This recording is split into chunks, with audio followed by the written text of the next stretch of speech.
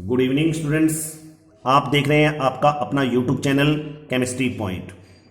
Students, आज हम कक्षा 12 विज्ञान वर्ग में रसायन विज्ञान विषय के 13वें चैप्टर, जिसका नाम है नाइट्रोजन युक्त क्रियात्मक समूहिक कार्बनिक यौगिक, उसमें पार्ट 1 जो एमीन है, एमीन के बहुविकल्पी प्रश्नों को, जो कि आरबीएसई बोर्ड पाठ्यक्रम 2020-21 के अनुसार प्रश्न पत्र में पूछे जाएंगे बहुविकल्पी प्रश्न, उनको आज इस लेक्चर के माध्यम से हम क्लियर करेंगे। तो स्टूडेंट्स, मैं आपको बता दूं, मेरे इस चैनल पर आपको इस सत्र में पूछे जाने वाले बहुविकल्पी प्रश्न और रिक्त स्थान वाले जो प्रश्न है, इसके अलावा अन्य महत्वपूर्ण प्रश्नों का संकलन है, और केमिस्ट्री के 12 साइंस के जो चैप्टर हैं उनकी जो वीडियो है लेक्चर की, उन सब के टॉपिक जो हैं वो प्लेलिस्ट में मिल जाएंगे। तो आप मेरे इस चैनल में प्लेलिस्ट में जाकर इन सभी टॉपिक को आप देख सकते हैं। तो चलते हैं एमीन टॉपिक के बहुविकल्पी प्रश्नों की ओर। तो इसमें सबसे पहला प्रश्न है, अमोनिया के एल्किल या एरिल व्युत्पन्न कहलाते हैं? एमाइड, एमीन, एल्केन या एल्किल हैलाइड? तो देखिए स्टूडेंट्स, अमोनिया के जो एल्किल या एरिल व्युत्पन्न होते हैं उन्हें हम एमीन कहते हैं। तो यहां जो सही उत्तर है वो है ब, एमीन।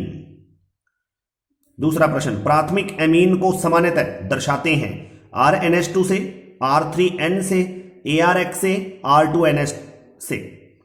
तो यहां इसका सही उत्तर रहेगा ए, RNH2 से। प्राथमिक जो एमीन है उसको हम RNH2 से दर्शाते हैं।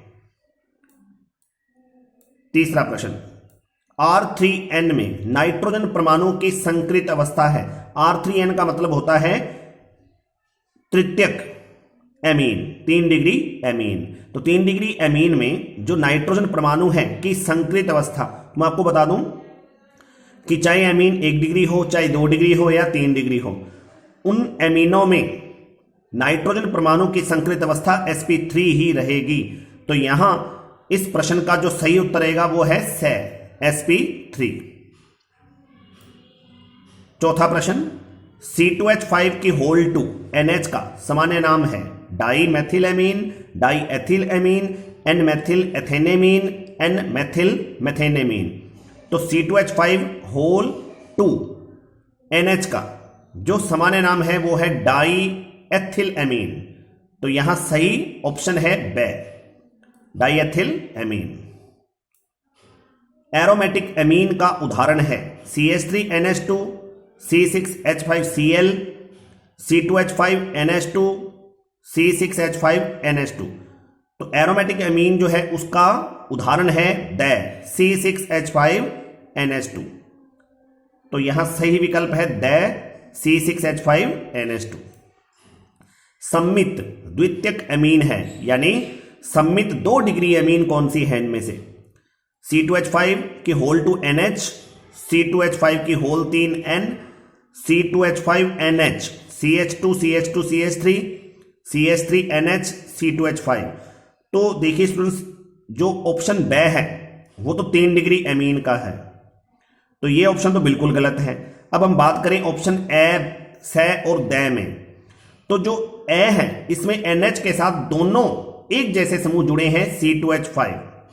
तो सम्मित एमीन वो एमीन होती है जिसमें नाइट्रोजन के साथ जुड़े 2 या 3 जो समूह होते हैं एल्किल या एरिल, वो एक समान होते हैं। लेकिन यहां प्रश्न में पूछा गया है सम्मित द्वितीयक एमीन, तो मतलब 2 डिग्री एमीन बतानी है। तो उसका सही ऑप्शन है यहां पर ए, C2H5 की होल 2 NH। अब हम आगे 7वें प्रश्न पर चलते हैं। एरिल एल्किल एमीन में एमीन समूह जिस कार्बन पे जुड़ा होता है की संकृत अवस्था है sp3, sp2, sp, dsp2। तो एरिल एल्किल एमीन में एमीन समूह जिस कार्बन पे जुड़ा होता है वो कार्बन sp3 संकृत अवस्था का होता है, क्योंकि एरिल एल्किल एमीन, तो वो एल्किल ग्रुप पर एमीन समूह जुड़ा है, ना कि एरिल पर। तो इसलिए यहां पर इस प्रश्न का सही उत्तर रहेगा ए, sp3। 8वां प्रश्न, निम्न में से एरोमेटिक एमीन नहीं है। C6H5NH2 ये एरोमेटिक है। C6H5 की होल 2 NH ये भी एरोमेटिक एमीन है। C6H5CH2NH2 ये भी एरोमेटिक एमीन है। लेकिन ड जो ऑप्शन है CH3NH2 ये जो एमीन है ये एलिफेटिक एमीन है, इसका नाम है मेथिल एमीन या मेथेनेमीन। तो ऑप्शन ड यहां बिल्कुल सही है, क्योंकि ये ऑप्शन ड जो है वो एरोमेटिक एमीन नहीं है बल्कि एलिफेटिक एमीन है, जबकि ए ब स तीनों क्या हैं एरोमेटिक एमीन। तो हमें एरोमेटिक एमीन नहीं है वो बताना है, तो यहां ड उत्तर सही है CH3NH2। 9वां प्रश्न, निम्न में से एमिनो समूह है NH2 NH N3 नेगेटिव यानी एक संयोजी, NH2 द्विसंयोजी, NH3 संयोजी, N और NH3 अमोनिया। तो इनमें से एमिनो समूह कौन सा है? ऑप्शन ए वाला NH2 एक संयोजी जो NH2 है वो है एमिनो समूह। तो मैं आपको स्टूडेंट बता दूं कि जो एक संयोजी NH2 है इसे एमिनो समूह बोलते हैं। द्विसंयोजी NH जो समूह होता है इसे इमिनो समूह कहते हैं, और त्रिसंयोजी जो N होता है उसे नाइट्रिलो या तृतीयक नाइट्रोजन कहा जाता है। तो एमीन में जो हम 3 प्रकार देखते हैं, 1 डिग्री, 2 डिग्री, 3 डिग्री, तो 1 डिग्री एमीन में एमिनो समूह मिलता है, 2 डिग्री एमीन में इमिनो समूह मिलता है, और 3 डिग्री एमीन में नाइट्रिलो या तृतीयक नाइट्रोजन समूह मिलता है। 10वां प्रश्न देखिए, नाइलॉन 6,6 के निर्माण में एडिपिक अम्ल के साथ प्रयुक्त दूसरी एकलक इकाई है। तो नाइलॉन 6,6 जो है वो एक बहुलक है, मानव निर्मित यानी संश्लेषित, और उसके निर्माण में 2 प्रकार की एकलक इकाइयां भाग लेती हैं, एक एडिपिक और उसके साथ एडिपिक अम्ल, और उसके साथ दूसरी जो होती है वो इन 4 में से कौन सी है हमें बतानी है। मेथिलएमीन है, या हेक्सामेथिलीन डाइअमीन है, या ट्राइमेथिलीन डाइअमीन है, या हेक्सामेथिलीन टेट्रामीन है। तो यहां सही जो ऑप्शन है इसका वो है ब, हेक्सामेथिलीन डाइअमीन, क्योंकि नाइलॉन 6,6 के निर्माण में एडिपिक अम्ल के साथ हेक्सामेथिलीन डाइअमीन एकलक इकाई प्रयुक्त होती है, और इसका जो फॉर्मूला है वो होता है NH2CH2 की होल 6 NH2, यानी 2 NH2 समूह हैं और वो कार्बन श्रृंखला जो 6 कार्बन की श्रृंखला है उसमें प्रथम और अंतिम कार्बन पर जुड़े हुए हैं। तो इसे हम शॉर्ट में ऐसे लिख सकते हैं NH2CH2 की होल 6 NH2 हेक्सामेथिलीन डाइअमीन। 11वें प्रश्न पे चलते हैं।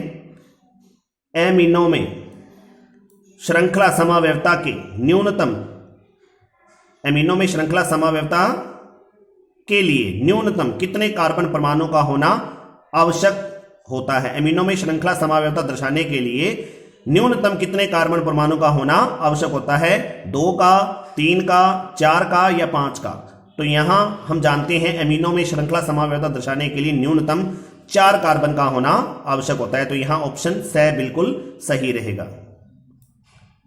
निम्न में से प्रोपेन 1 एमीन का स्थिति समावयवी है? Propane 2 amine, propane 3 amine, propane, या इनमें से कोई नहीं? तो स्टूडेंट मैं आपको बता दूं, प्रोपेन में मतलब 3 कार्बन की श्रृंखला, संतृप्त जो श्रृंखला होती है वो प्रोपेन है, और उसमें 1 नंबर कार्बन पर एमीन समूह जुड़ा है। तो यहां जो ऑप्शन ब है वो तो बिल्कुल गलत है, और स भी बिल्कुल गलत है, क्योंकि देखिए जो ब है उसमें प्रोपेन 3 एमीन लिखा है, और प्रोपेन में 3 नंबर पे एमीन की स्थिति नहीं हो सकती, तो ये पॉसिबल ही नहीं है। और प्रोपेन और प्रोपेनेमीन का आपस में कनेक्शन ही नहीं हुआ, ये भी गलत है। तो द जो है इनमें से कोई नहीं, ये और ए इनमें से देखते हैं अपने, तो इनमें से ए को देखेंगे तो प्रोपेन 2 एमीन ये इसका सही ऑप्शन रहेगा, क्योंकि प्रोपेन 1 एमीन में एमीन कहां जुड़ा है? 1 नंबर कार्बन पर, जबकि प्रोपेन 2 एमीन में यानी ऑप्शन ए में जो एमीन है वो 2 नंबर कार्बन पे जुड़ा हुआ है। और प्रोपेन 2 एमीन का जो फॉर्मूला है वो देखिए CH3 CHNH2 और CH पे आगे CH3 जुड़ा ये है, यानी NH2 जो है वो CH इस कार्बन पे जुड़ा है जो कार्बन श्रृंखला का दूसरा कार्बन है, जबकि NH2 यदि पहले कार्बन पे जुड़ा होता तो उसे हम क्या बोलते, प्रोपेन 1 एमीन। तो प्रोपेन 1 एमीन और प्रोपेन 2 एमीन आपस में क्या होते हैं, स्थिति समावेवी होते हैं।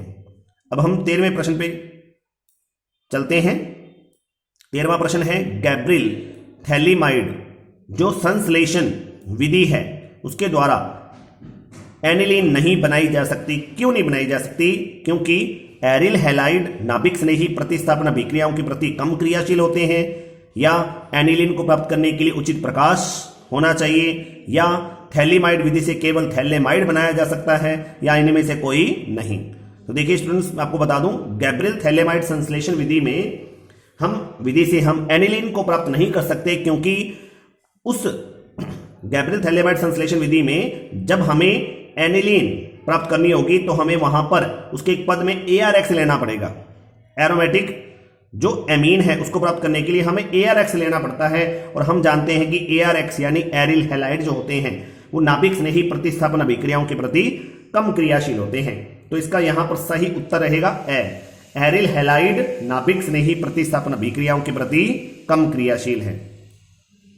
14वां प्रश्न देखिए, साइनाइड व आइसोसाइनाइड यौगिकों का अपचयन करवाने पर क्रमशः कौन सी एमीन प्राप्त होती है? प्राथमिक व तृतीयक एमीन, द्वितीयक व तृतीयक एमीन, प्राथमिक व द्वितीयक एमीन, या इनमें से कोई नहीं। तो साइनाइड और आइसोसाइनाइड यौगिकों का जब अपचयन करवाएंगे अपने, अपचयन जो है वो हम लिथियम एल्यूमिनियम हाइड्राइड या सोडियम प्लस एथेनॉल डुओ ब्लांक अपचयन जो है उसके द्वारा भी करवा सकते हैं।